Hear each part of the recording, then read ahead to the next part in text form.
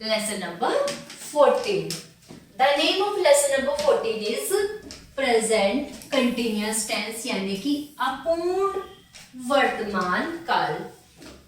प्यारे बच्चों, इसमें भी हम क्या पढ़ेंगे? सिंपल अफर्मेटिव टेंस पढ़ेंगे। सबसे पहले हम इसकी पहचान को पढ़ेंगे, जिससे हमें ये पता चलेगा कि ये कौन सा टेंस है। प्रेजेंट कंटिन्यूअस टेंस है। पहचान है, इस काल के वाक्य के अंत में रहा है, रही है, रहे हैं, रहा हूं आदि शब्द आते हैं। कार्य वर्तमान समय में जारी रहता है। चलिए, अब इन्होंने रूल यानी कि इन्होंने इसको वर्ड ऑर्डर दिया है कि हम इसको बनाने के लिए किस तरह से इस्तेमाल करते हैं। चलिए, सबसे पहले प्रयोग करेंगे हम सब्जेक्ट का, उसके बाद इज आरएम का प्लस वर्ब की first form plus ING plus object. इन्होंने क्या कहा? इन्होंने कहा है सबसे पहले हम सब्जेक्ट को लिखेंगे, सब्जेक्ट के बाद या तो हम इज लगाएंगे, या तो हम आर लगाएंगे, या फिर हम एम लगाएंगे। फिर इन्होंने कहा है वर्ब की फर्स्ट फॉर्म के साथ हम आईएनजी को जोड़ेंगे प्लस हम ऑब्जेक्ट लिखेंगे। चलिए, अब सेंटेंस देखते हैं और इनके रूल के अकॉर्डिंग हम सिंपल अफर्मेटिव सेंटेंस को बनाते हैं। इन्होंने कहा मंदाकिनी फिल्मों में अभिनय कर रही है।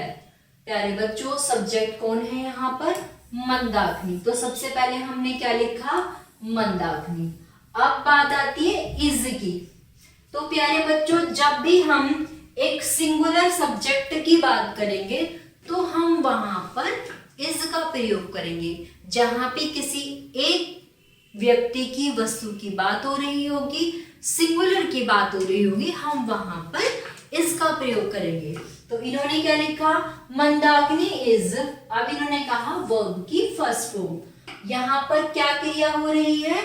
अभिनय, यानी कि अभिनय कर रही है वो। अभिनय करना यानी कि एक्टिंग करना। तो क्या एक्ट, एक्ट में हमने क्या जोड़ा? आईएनजी इन द फिल्म्स, यानी कि Mandakini is acting in the films. वे पतंग उड़ा रहे हैं। वे it means they are flying kites. अब आप ये देखिए, इसने किसका प्रयोग किया? आर का, क्योंकि वे हमारा क्या है? प्लूरल है। तो प्लूरल के लिए हम दे के साथ आर का प्रयोग करेंगे और आई के साथ हम एम का प्रयोग करेंगे। तुम नाच रहे हो, यू आर डांसिंग। मैं पत्र लिख रही हूं, I am writing a letter. चलिए, नियम पर आ जाइए। इस काल के वाक्यों में सिंगुलर सब्जेक्ट के साथ इज, प्लूरल सब्जेक्ट के साथ आर तथा आई के साथ एम का प्रयोग किया जाता है। सभी वाक्यों में helping verb is are am के बाद वर्ब की फर्स्ट फॉर्म के अंत में आईएनजी जोड़कर प्रयोग करते हैं। क्या कहा इन्होंने? इन्होंने कहा कि इस तरह के जो वाक्य होते हैं उनमें सिंगुलर सब्जेक्ट के साथ इज, प्लूरल के साथ आर और आई के साथ एम का प्रयोग करते हैं। वो मैं आपको बता चुकी हूँ। चलिए, अब हम पढ़ते हैं इसके बाद नेगेटिव सेंटेंसेस। क्या पढ़ेंगे? Negative sentences. नेगेटिव सेंटेंस को बनाने के लिए क्या रूल फॉलो करेंगे? सबसे पहले हम किसका प्रयोग करेंगे? सब्जेक्ट का। किसका? सब्जेक्ट का। उसके बाद is are am plus not plus verb की फर्स्ट फॉर्म में आईएनजी प्लस ऑब्जेक्ट। चलिए, पढ़ते हैं। शिवानी पेड़ पर चढ़ रही है। Shivani is not climbing up the tree. अब सब्जेक्ट यहां पर क्या था? शिवानी। सिंगुलर की बात हो रही है तो क्या लगाया है? इज। उसके बाद नोट, क्या कर रही है? वो चढ़ रही है। चढ़ना मतलब क्लाइंब। फिर क्या लगाया? आईएनजी। फिर ऑब्जेक्ट हमारा क्या है? अप द ट्री, यानी कि Shivani is not climbing up the tree. वह कहानी नहीं लिख रही है। She is not writing a story. मैं गुजरात नहीं जा रहा हूं। I am not going to Gujarat. वे परीक्षा की तैयारी नहीं कर रहे हैं। They are not preparing for the exam. चलिए अब एक नियम है, नहीं के लिए इज आर एम के बाद नोट लगाते हैं। अब हम पढ़ेंगे इंटेरोगेटिव सेंटेंसेस। क्या पढ़ेंगे? Interrogative sentences.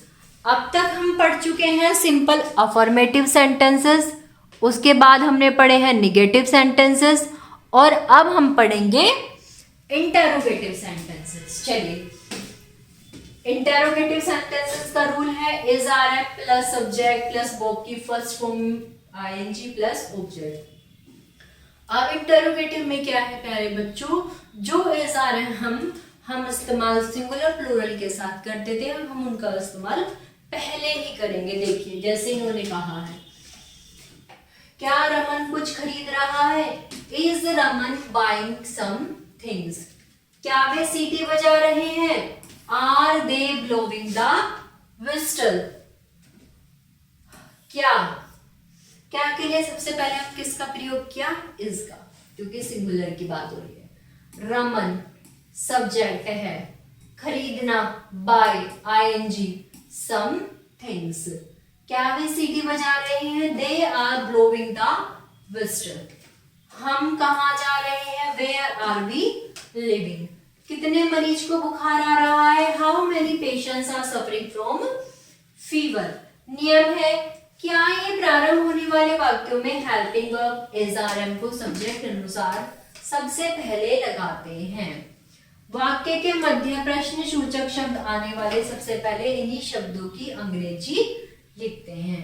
तो प्यारे बच्चों, ये था हमारा लेसन नंबर 14। आशा करती हूँ आप सभी को समझ में आया होगा।